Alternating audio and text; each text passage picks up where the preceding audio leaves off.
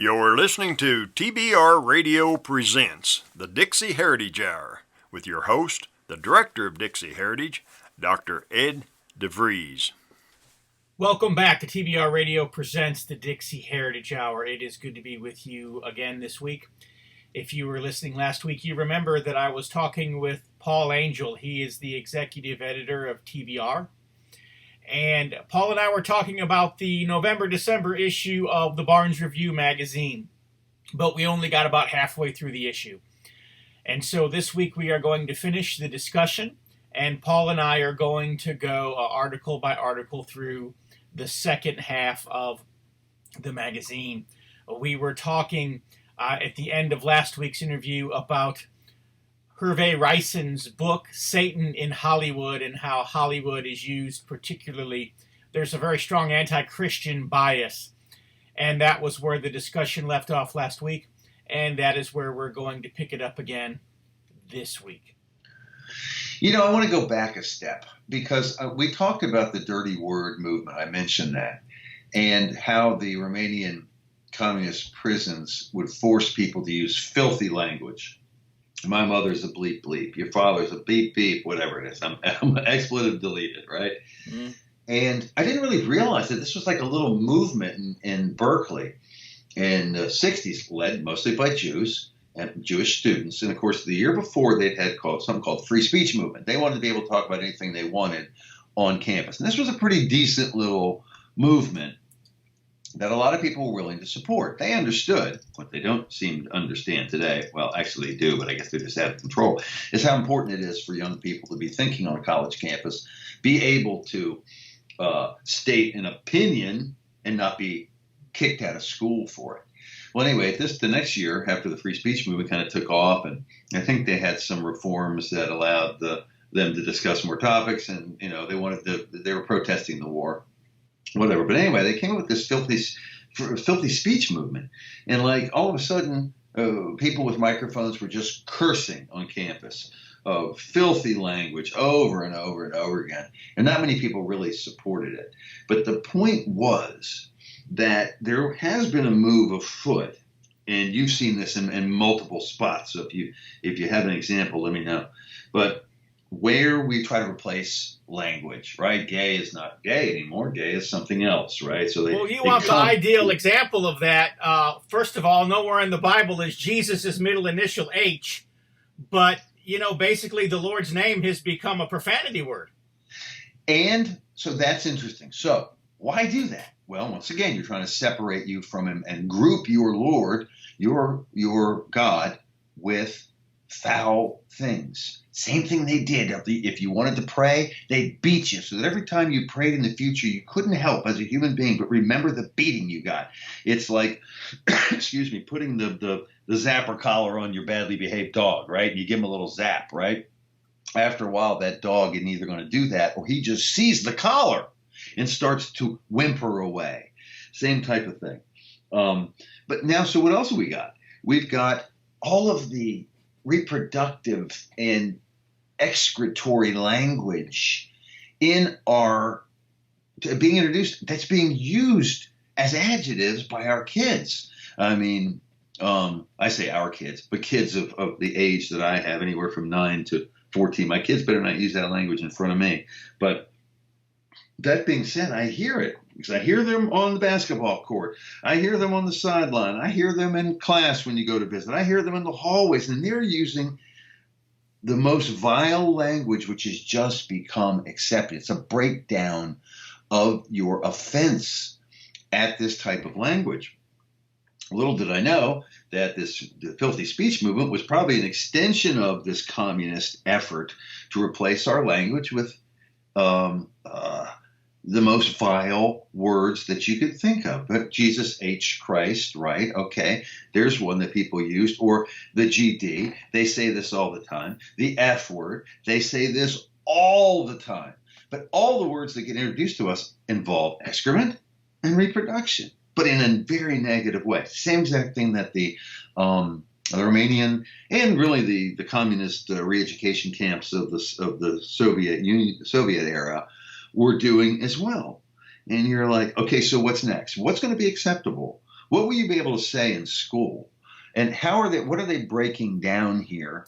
And how long will it take them to finish what it is? Is one day these words going to be accepted? Not even a bat an eye at it. It's practically like that now when you hear these kids talking, how freely they use. I don't even know if they realize that they're being manipulated as such. But we definitely don't have an idea, I think, of just how much the things that we allow to entertain us influence us. You know, you're correct. They have a lot of movie ratings now. And what are the two things, right, that they want is sexual relations is, right, it's off limits for kids under 12 to watch or whatever, and R-rated and PG-13 is language, right? But, like, when is that going to become G? When is that general audience stuff? Because the stuff that we're talking about, I think, was rated R or even worse 15 years ago.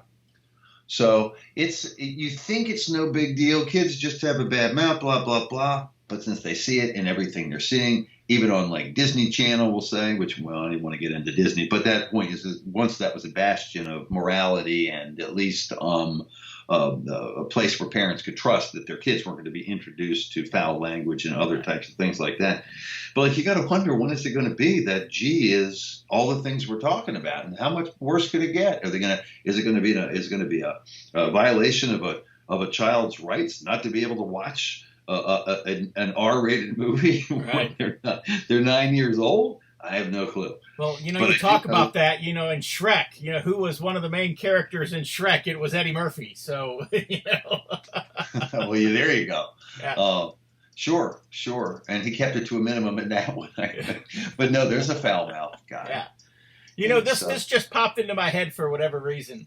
You remember Sanford and Son?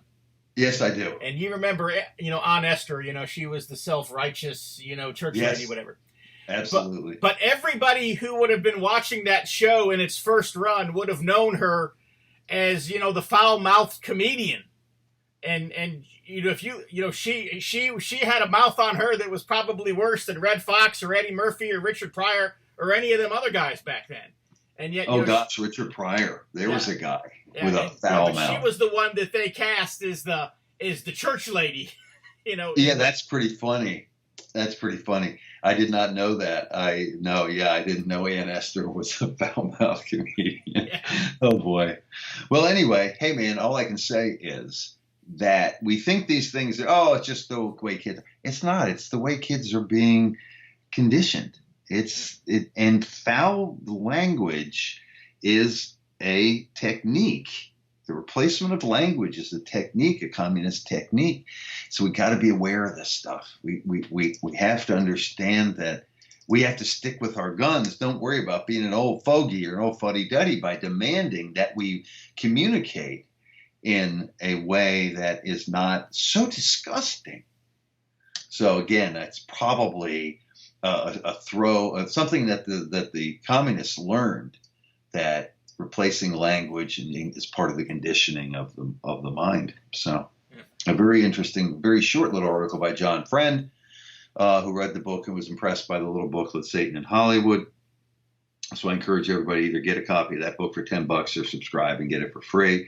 But John Friend, as people have known, I've talked about him in the past, has also been through the ringer, in that because of his views, his outspoken views on what he believes about the Holocaust, and he didn't pull any punches, that he was hounded and tracked down in California and fired from his job simply because he maintained a website that had his own opinions on it.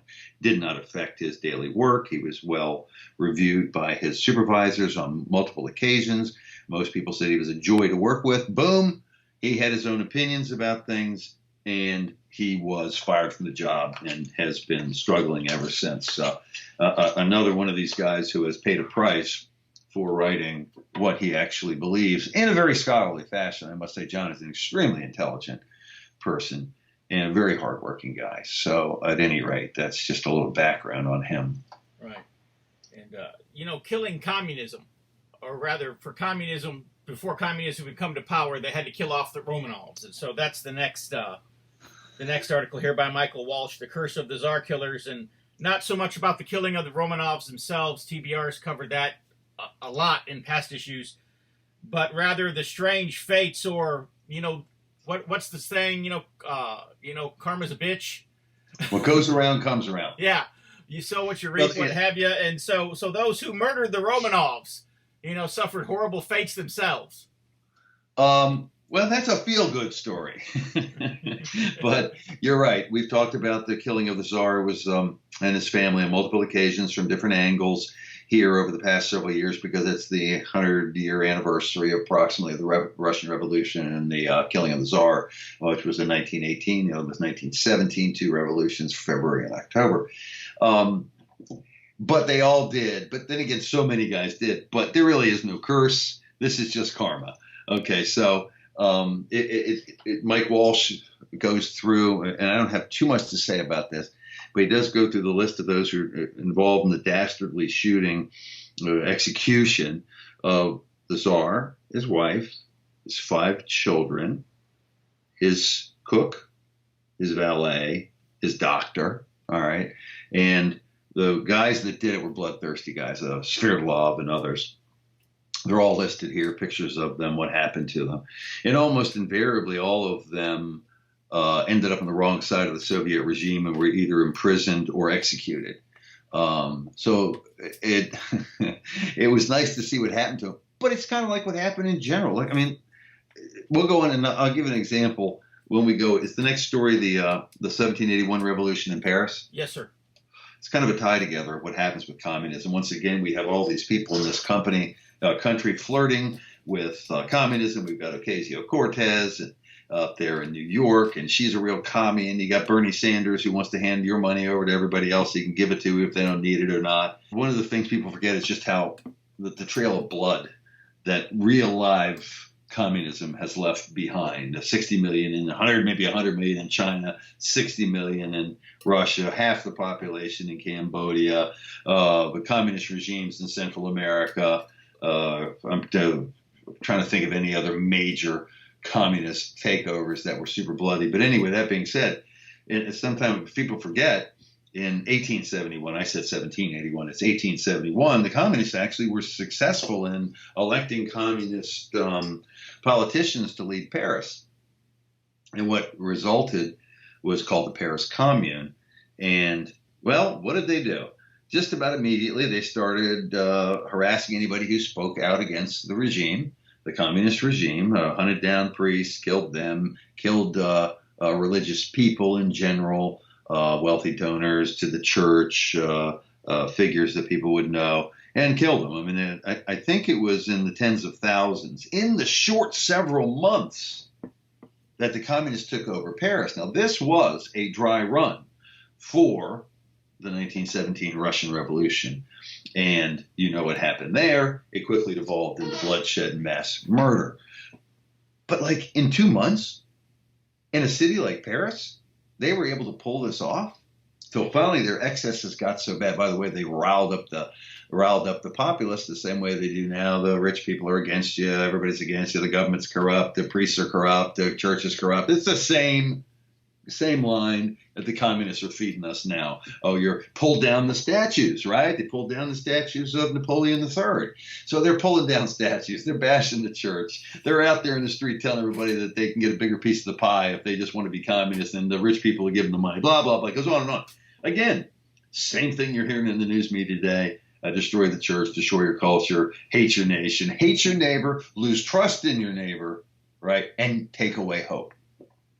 So in just several short months, and then their excesses, they took over, and their excesses were so great, finally the army moved in and said, forget this, and they suppressed this.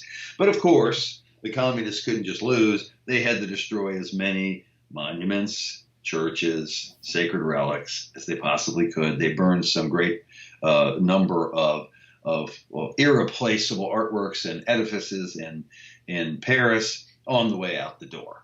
So it's just like, be careful what you ask for, because if you're asking for communism, you better understand that there's always something negative that comes with it. I can't think of it. Has there ever been a communist country that hasn't either been formed in blood or maintained its power through blood? Right now, you're seeing what's going on in China, right? And the people of Hong Kong and several other municipalities are out in the streets in the hundreds of thousands. And they're looking over here at these crazy Antifa. Now, the Antifa claim they're anarchists, but they're leftist communists for the most part. I don't know what they think, but and they're looking over at these Antifa people who are, or even the communist marchers, whatever, because there's a wide overlap.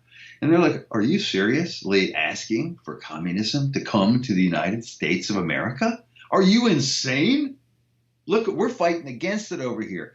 And you guys think that you're going to institute some benign form of communism, Bolshevism, Marxism, whatever it may be.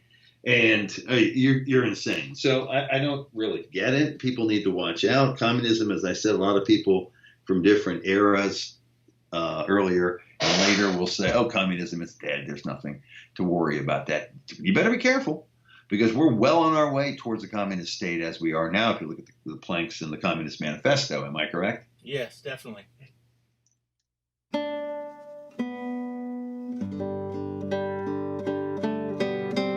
If you love listening to the Dixie Heritage Hour, then I know that you'll love reading the Barnes Review. The Barnes Review is one of my favorite magazines. I began reading the Barnes Review long before they became a sponsor here on the program. In the Barnes Review, you will read vignettes of man, from the prehistoric to the very recent, from forgotten races and civilizations to first-person accounts of World War II and the late Cold War. There's just not a more interesting magazine published today, nor a more significant and important subject than real history. So if you'll visit www.barnesreview.org, that's www.barnesreview.org, you can find out how you too can become a subscriber to the Barnes Review. You can subscribe to receive the Barnes Review by mail, or you can subscribe to receive the Barnes Review electronically in PDF editions. Or you can subscribe to receive both. That's what I do. So visit www.barnesreview.org and subscribe to the Barnes Review.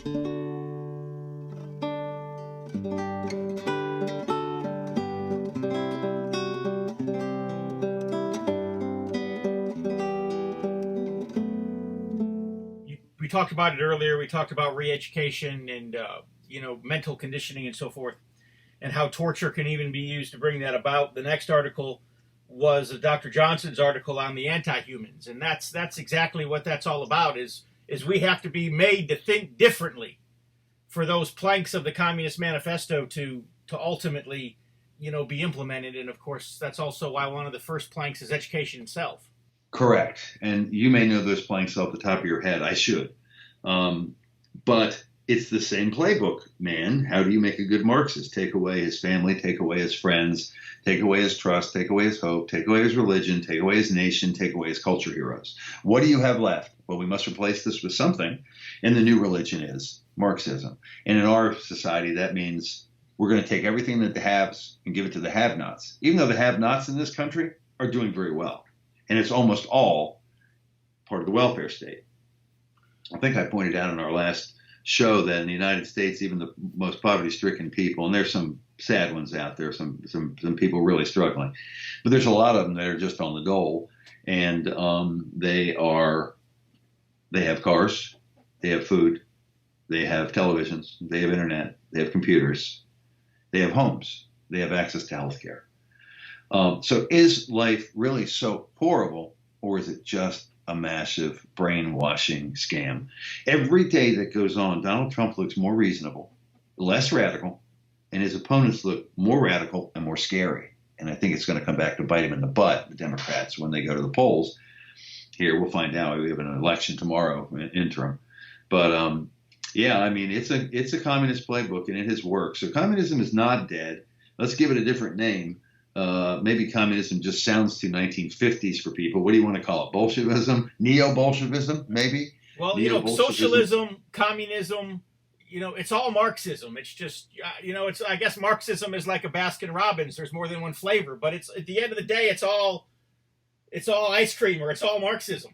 You don't realize this is what I was talking about earlier, until you have seen it, until you've read about it, until you've heard about it, until you've researched it. Just the long history. And again, how can an 18-year-old kid in this country really understand?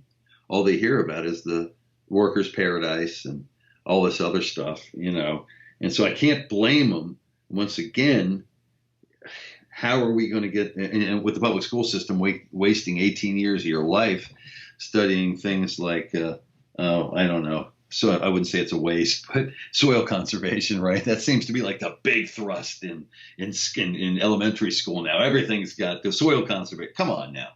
Or like when they have us freaked out, or we're trying to, about global warming. We got other things that we control that are less massive. And they almost, again, the PTSD, they almost look at the PTSD on global warming and climate change. The world is going to end in 12 years. Nothing we can do. It's our fault. Our cars are too big. We're not trying hard enough, blah, blah, blah, whatever. And it's like, it can't stop it. It's out of control. All we can do is take all the airplanes and cars. Like, come on, give me a break. Shouldn't we be talking about something else like stopping slaughtering people overseas in our wars of complete interventionism, and the amount of money we waste in lives and foreign wars, et cetera, et cetera. So it's just all kind of a smoke and mirrors, a shell game that they got working on in the end. I mean, I don't even know if some of these Democrats really know what communism really is, right. But they certainly sound like it, don't they? They certainly sound like they would usher this in if it would give them power. Well, Orwell talked about, old speak and new speak was really just the same words as old speak, but with new definitions. So that people would hear them and think that the politician speaking in the new speak is using the words of the old speak so that the people are hearing what they want to hear, but it means something totally different. And that's kind of what Dr. Johnson has pointed out to me was happening in Russia, was that, the words that the communists were using did not mean what we think they mean. We talk about, they talk about labor. And so, we think, they're supporting workers. But when they're talking about workers and labor, they're not talking about people who go to a factory and punch a time clock and make something. They're talking about a high-ranking, party member who holds a political position. And so, we thought that they were going to support the common people and the poor people and the working people and the ordinary people, but they weren't. They were actually talking about, whenever they would talk about the bourgeois or the upper class, they were actually referring to the workers, because in their mind the workers were privileged, and it was the privilege of the worker, which was actually their money, that had to be transferred to the truly privileged people who they were referring to as the laborers. Listen, Orwell, I think everybody go back and read that book over again. We just got a large print edition in American Free Press, and it's actually sold more copies than we thought.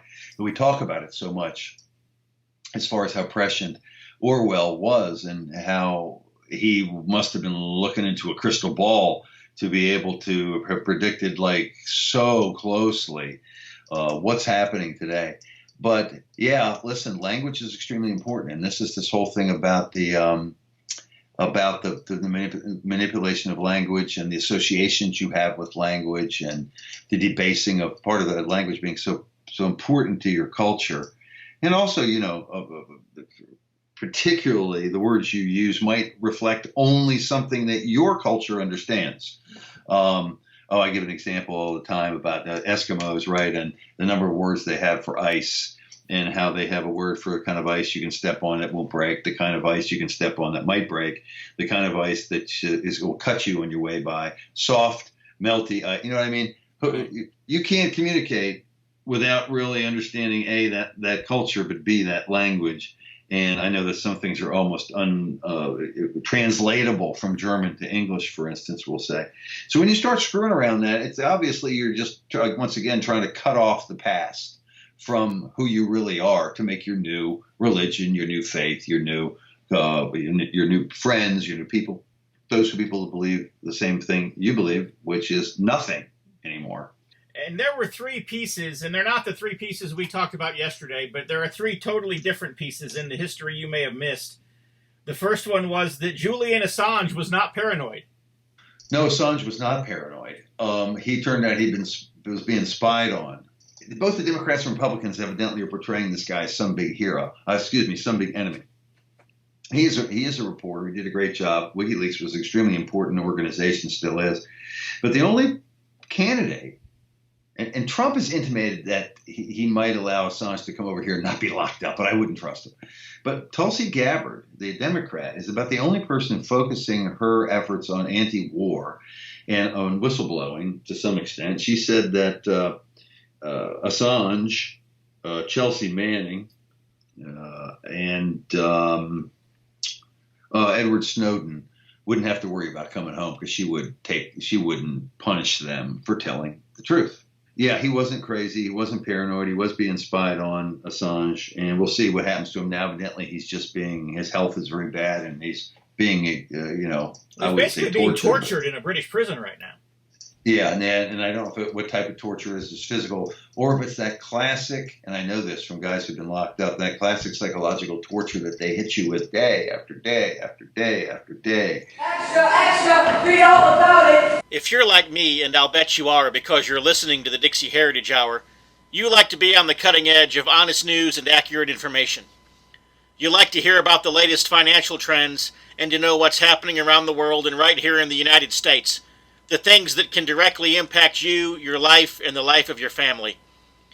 And if you're like me, you do not rely on the mainstream media to obtain this information because, frankly, you know that you just can't trust them.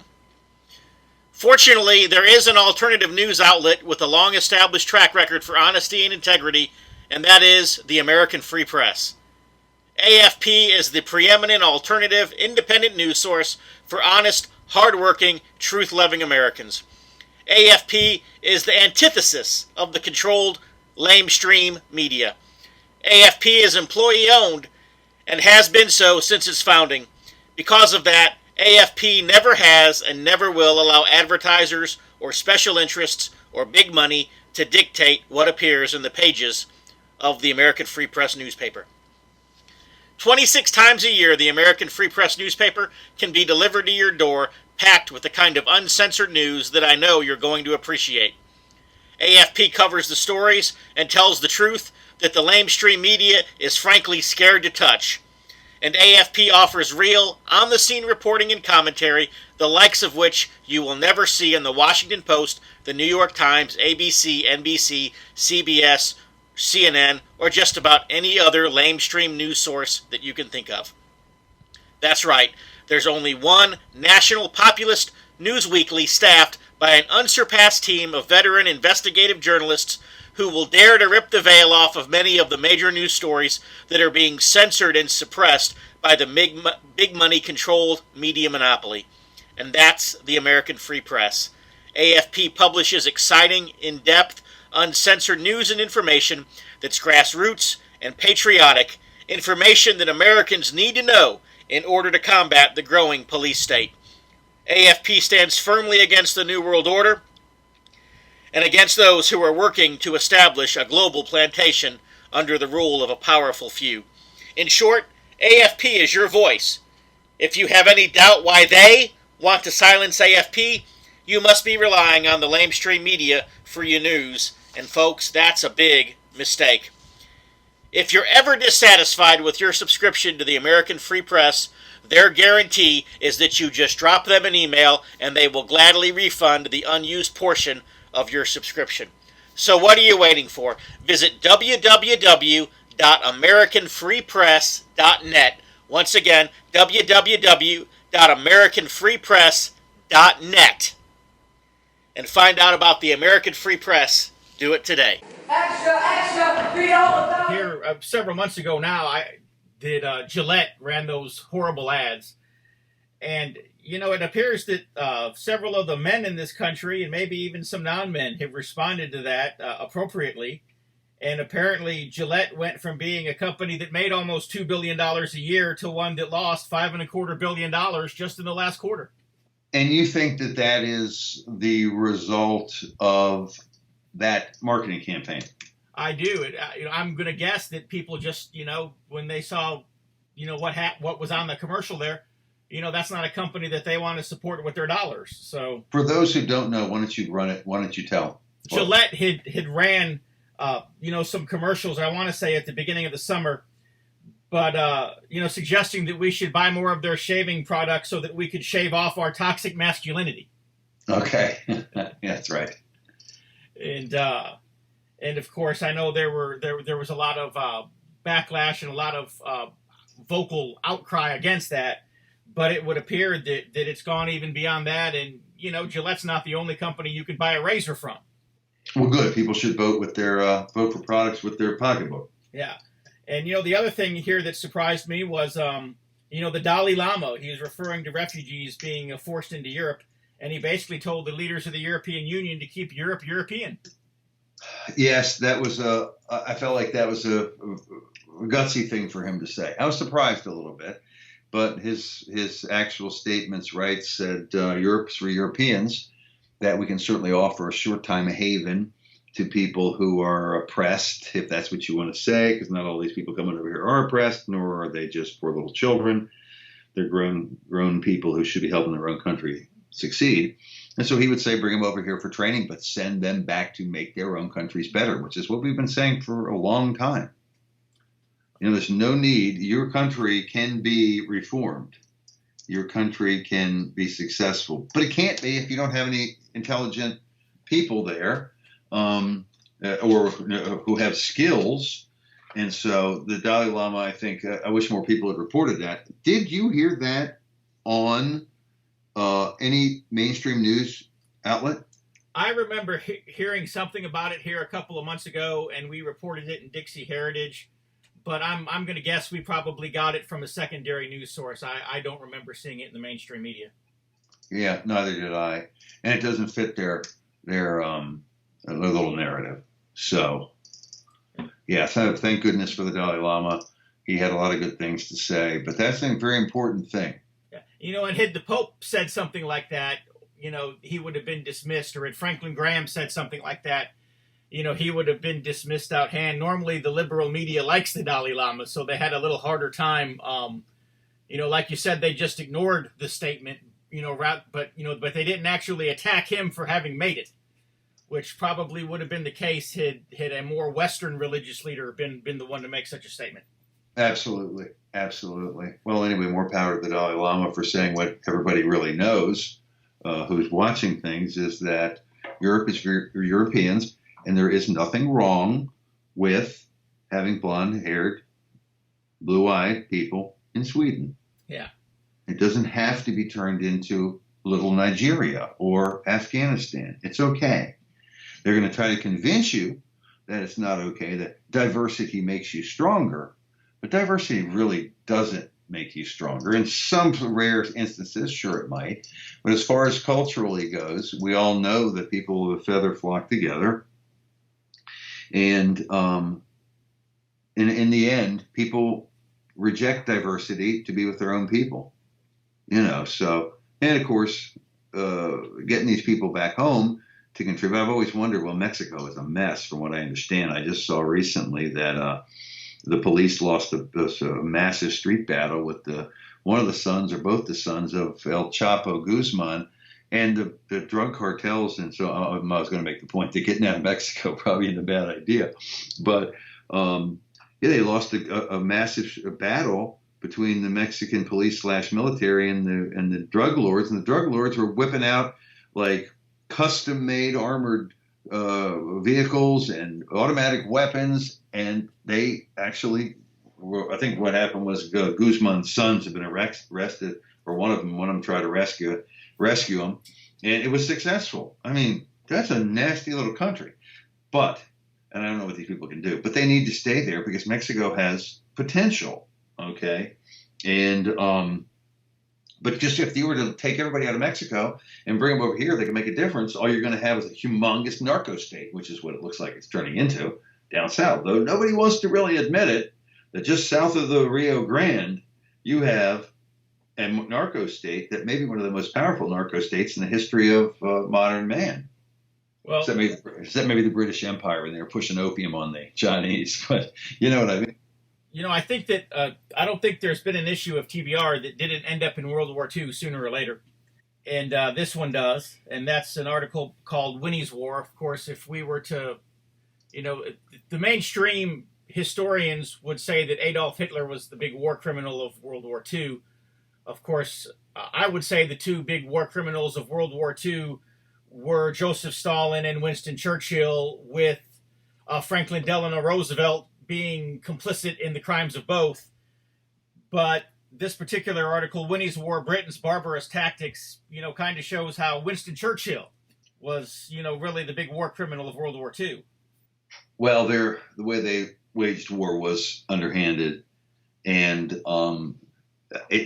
this is something most of our readers already know, but it's nice to see it all in one spot. They talked about the Jewish Brigade and assassination squads. They talked about the civilian, John Weir, our writer, talked about the civilian bombings of non-militarily important sites that civilians took the brunt of the fire bombings and the bombings.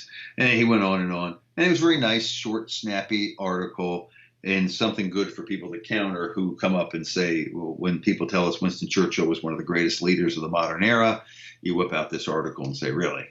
And so it's all factual, it's all true, and it is a pretty fast-paced little article that I suggest people who aren't in the know about this. It's a good little article is to kind of explain what the example of what the Barnes Review is kind of all about, and that it's correcting the historical record. And many of the heroes of the 20th and 21st century are just establishment heroes because we were the victors. Had the Germans won World War II, Winston Churchill probably would have been hunted down and put on trial as a war criminal. Yeah. And tell us about the London Cage. We ran an article on that in the past. I'm not an expert on that one. I just know that when German prisoners were tough to crack, they would send them off to what they called the cage, which was a really nice mansion, right? But they were constantly under surveillance, and they would torture them and psychologically and physically until they broke. There's a really good book for people who want to know about the cage. I think it was called The Cage, and that was pretty good. And it's and much more detailed than just the passing mention we have of it. But basically, it was our Abu Ghraib, right? The British Abu Ghraib. Yeah. And one thing that John Weir points out in this was that Churchill and Great Britain's war crimes did not end with the end of the war, but their post-war crimes were probably just as horrible as their wartime crimes. Well, yeah, the Nuremberg trials were really their own little war crime in miniature. And after the power of the British Empire has diminished, obviously, significantly since World War II. I mean, for those really watching history carefully, Winston Churchill was the caretaker of the demise of the British Empire. But yeah, look around the world and see what else they've gotten involved in and how they treated their colonial nations, and the treatment in India, what they did to the Greeks, what they've done to multiple other nations is just maintain power by sheer terror. So, very interesting little article.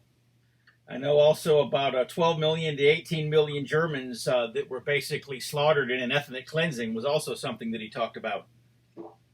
It's interesting when James Bach, and we'll get to him momentarily in the conclusion of this, but James Bach's book was basically about the French and American prison camps. And for those who don't know, James Bach wrote Crimes and Mercies and Other Losses. Other Losses was just one about the number of German soldiers who were given a different title, a category. They were other losses. They didn't want to admit that these were German soldiers that were locked up by the million and put into open-air pens, surrounded by a fence in any type of weather with nothing but a shovel for sanitation. You had to dig a hole. It would rain. There was no rain or snow. There was no proper drainage, no sanitation.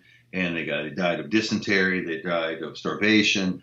They died in great, great numbers. And of course, what you're also mentioning is the mass expulsions after World War II, in which all areas that had after World War I had been given to foreign nations, but had almost entirely German populations. The Sudetenland, the left-hand part of Poland, right? These were German areas. And after World War II, of course, the Allies insisted that, and the nations that wanted to control and wanted Germans in their midst just expelled them, just sent them on the road, took their belongings, or maybe they let them take what they could walk with. Thousands perished, thousands were killed, thousands and thousands were raped and murdered by the oncoming Soviets. Nobody wanted these poor Germans and tried to make their way back at the end of the war through all this horror that they were coming through. And again, millions died in this largest transfer of human beings in modern history. Very few people even know about it. Had to have been combined the killing of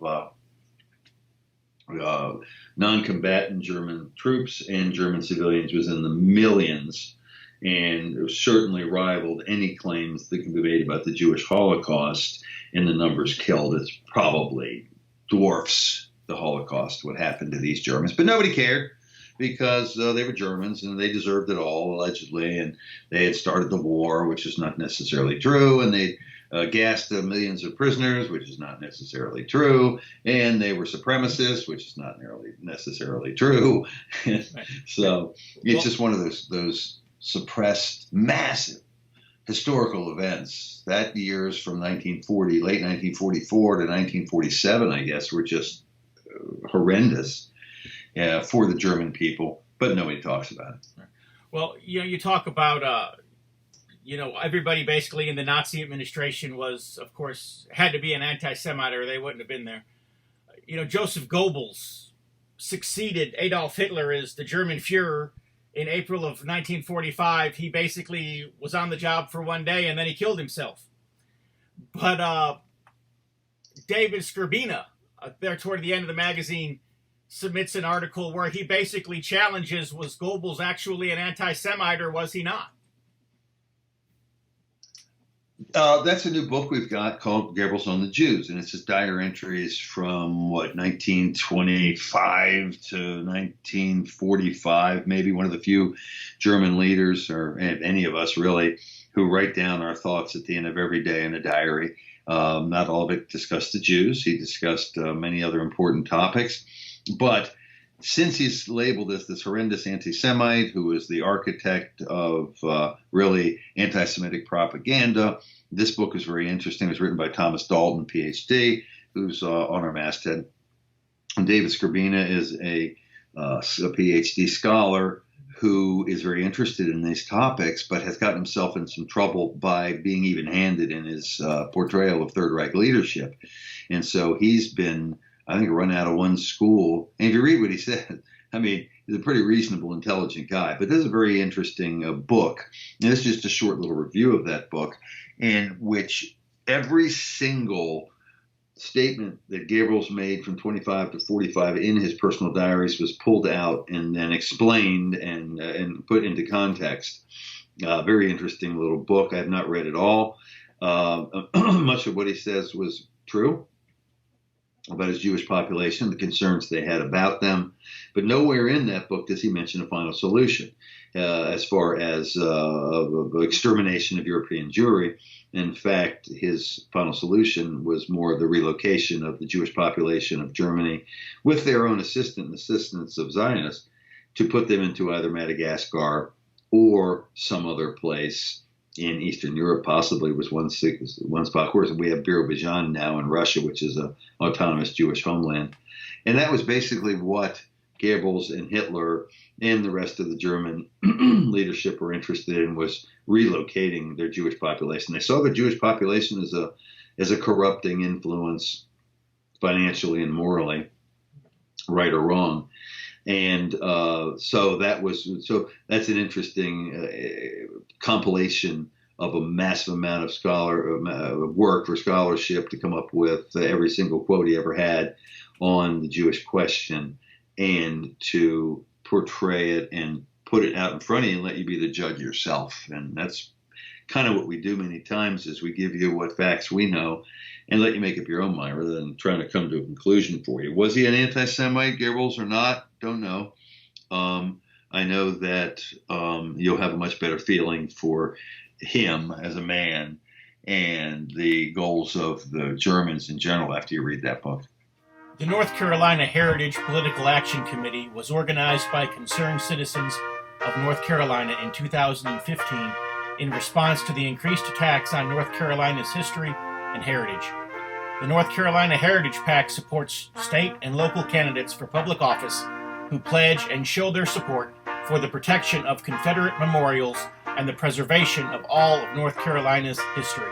We all know that Confederate memorials and symbols are the easy targets, and that the end game of our leftist enemies is to erase and rewrite all of history, from the colonies to the War on Terror. If we fight them for our state's rich Confederate history and heritage, we may be able to stop them from their mission of total destruction.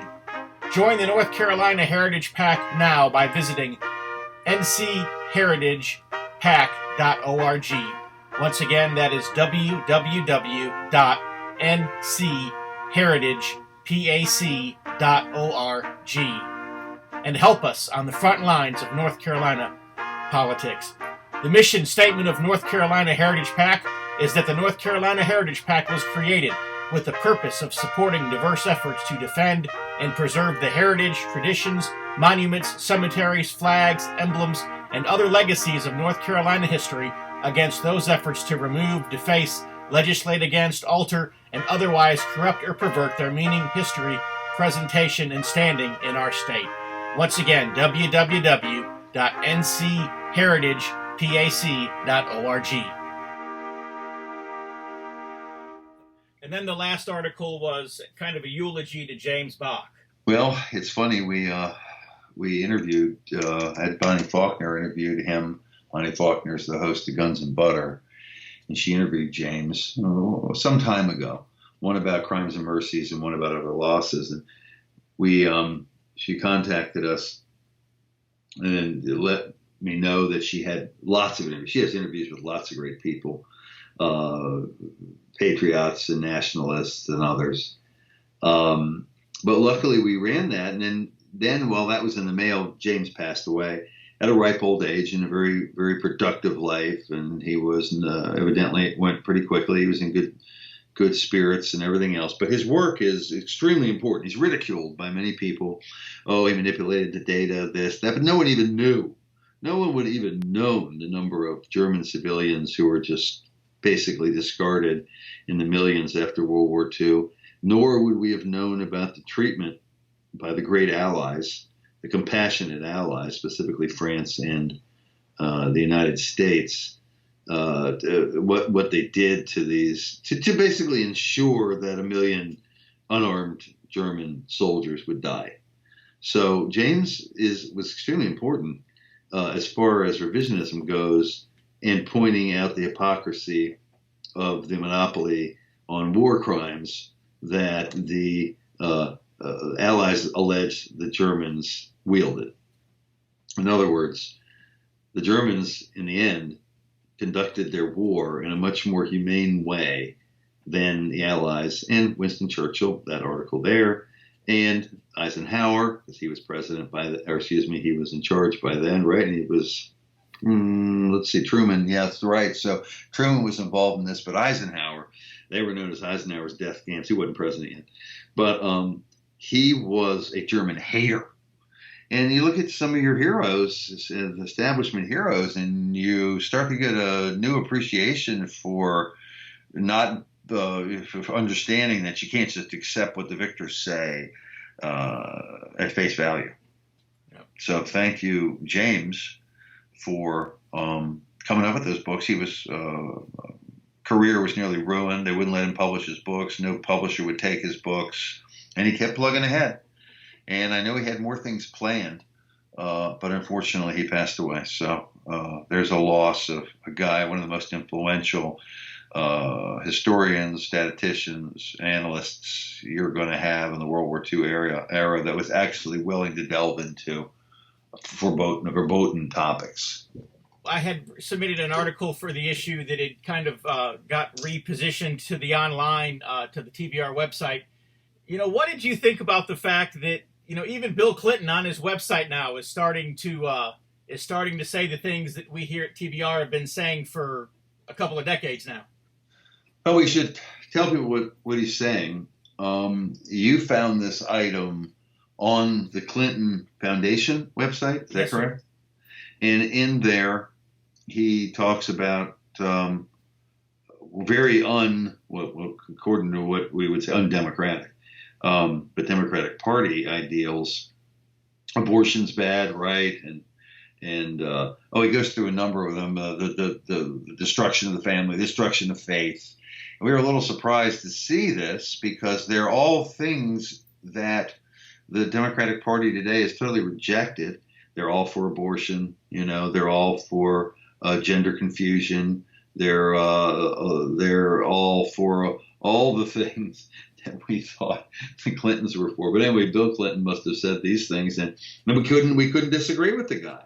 Read me a few of those 10 things, right, that he was worried about. Do you have that in front of you? No, I don't, but I know that one of the things he was worried about was the removal of faith from the public arena. Yes, well, it was an interesting point. So people ought to check that out at www.barnesreview.com in the blog section. And you'll see that sometimes presidents believe things that maybe they don't even have the freedom to say until after they're out of office. I can only tell you this. If Hillary or Bill had said the things on that website out on the campaign trail, they would have been shut down by their party. Right. Well, basically what he said was he gave 10 things, and he said these are 10 things that we've seen them in the collapse of every great civilization throughout history. And then he shows how those 10 things are happening in our day. But all 10 of those things were Democrat Party platform leaders.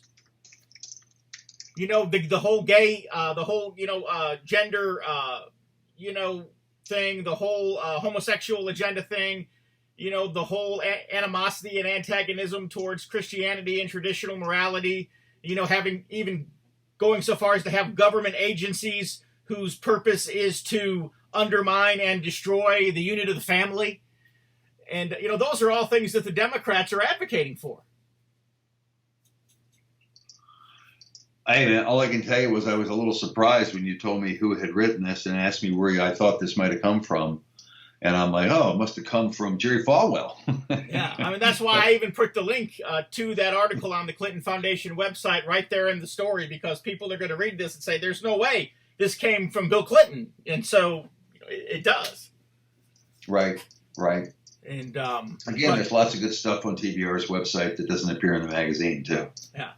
And so is there any special for our listeners if maybe they want to get some Christmas, TBR subscriptions would make great Christmas gifts? Well, we got the half price USA domestic subscription. Unfortunately, it's gotten so expensive to send the magazine overseas, we can't afford to make that offer. But it's $56 a year in the U.S. for 6 big issues. But our gift subscription is $28. So $28, you can get somebody an entire year of the Barnes Review. The gift of knowledge, for crying out loud. They can enjoy it from January all the way to December, something that they keep reminding who sent it to them. And so $28, you can go online and get that. We just came out with in September, October, we have our full book list, which has over 200 and some products inside there, mostly books, some videos. And a Confederate flag set and a flag, Confederate flag, are offered in there. And so if they want to, they can also go to the website and download that book list. I'm sure that every reader will find something. We have a huge section on war between the states history, World War I, World War II, Zionism, religion, books from Michael Collins Piper and Victor Thorne. We have books on ancient historical mysteries like Oak Island, and that's a very popular subject right now. We've also got books on all other times in history, with our focus on World War II is just a particular favorite of our readers. We have our own house-published books as well on Rudolf Hess and Hermann Goering, Hitler Democrat by Leon Degrelle, My Revolutionary Life by the great Waffen-SS General Leon Degrelle. We've got books on Masonry, Secret Society, et cetera, goes on. Great thing. And if you're a subscriber, you get 10% off. So if you buy, let's say $200 or $300 worth of books, and you save 10% on that, we practically saved enough to pay for this gift subscription. Right. So, and if anybody wants to subscribe now, again, they can subscribe. Hey, if they call me and they mention they heard it on the Ed DeVries show, the TBR Radio Presents, then who knows? Call for the best offer we got going on. Somebody might actually give you the Satan in Hollywood booklet for subscribing and give you a deal too. So call that number. It's 202 547-5586, I believe, or 1-877-773-9077. Ask for the best deal we got going. All we want is subscribers. We're just trying to break even here at the end of the year, so all my writers get paid, and the printing bills get paid, and the rent gets paid. Any additional money that's ever left over is either taxed right by the IRS, or we dump it immediately back into publishing our next big special issue. And that is the end of our discussion on the November-December issue of TBR Magazine, and I hope that if you haven't already done so, that you will get a copy of it. All you have to do is go to the website, www.barnesreview.org. Once again, www.barnesreview.org, and you can buy a PDF copy of that great issue, the November-December issue, last issue of 2019 for the Barnes Review magazine.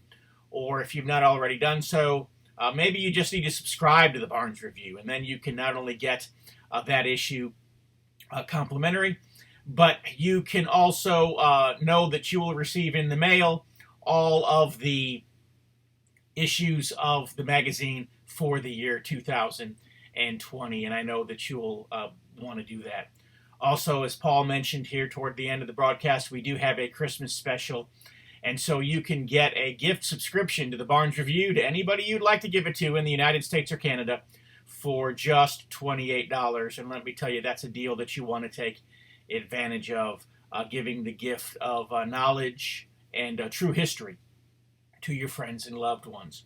Speaking of true history, Macon to Manassas, DIXIE Heritage Press, my publishing company, has just published Macon to Manassas, which was written by Walter Kevin Sark and John Wayne Dobson, who are two SCV commanders in Georgia.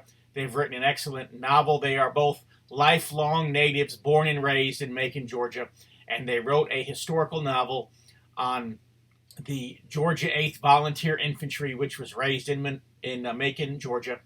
And they talk about how the Macon boys were called into service, how they enlisted, their training, and then ultimately their march to Manassas. And the book concludes at the end of the first day there. The Battle of Manassas is winding down, and they're just happy to have survived the battle. But it's a great book, and I know you'll enjoy reading it. It's historical fiction, but it really helps you to understand how these men, what was in their minds, what was in their hearts as they were marching off to war. Of course, if you're watching this on YouTube, you can actually see that I'm holding up a copy of the paperback right now. And this here is the hardback edition, so we have it in both hardback and paperback. You can go to Amazon.com, type in Macon to Manassas, and it will come up. You'll also see there on Amazon there is a Kindle edition, and it is only $2.99. So if you want a good read, but you're really on a budget, download that Kindle edition and read the ebook, and you'll be glad that you did. Also, go to my website, www.dixieheritage.net. www.dixieheritage.net, and sign up for my weekly newsletter, the DIXIE Heritage Letter. When you do, I will also send you free, no cost, no obligation, a copy of my best-selling book, The Truth About the Confederate Battle Flag. Just, again, we want to put great information in your hands each and every week, and we do everything that we can to do so. Another thing that I want to encourage you to do, because Christmas is coming upon us, I want you to go to the DIXIE Heritage website. I want you to look in the bookstore, and I want you to find some books in the bookstore that you can purchase, and you can give them as gifts, or you can have us ship them on your behalf as gifts. I also want you to go to Amazon.com and type in Macon to Manassas, and I want you to purchase copies of this book because they will make great Christmas gifts. And I want you to go to barnesreview.org. In addition to subscribing to the magazine or purchasing gift subscriptions to the magazine, there is a very extensive bookstore at the Barnes Review website. And all of the books in the Barnes Review website will make excellent Christmas gifts. And so as you're doing your Christmas gift shopping, we highly encourage you to do your Christmas shopping with us. Support the cause that you believe in with your Christmas shopping dollars. You just can't go wrong. And there was something else that I wanted to share with you at this moment, but I cannot remember what it is. So because I cannot remember what it is, I am going to bid you adieu. And but next week our guest will be John Wayne Dobson. He will be the one of the authors here of the Making to Manassas book, and we'll enjoy that conversation. But until then, from all of us here at TBR Radio presents the Dixie Heritage Hour, God bless.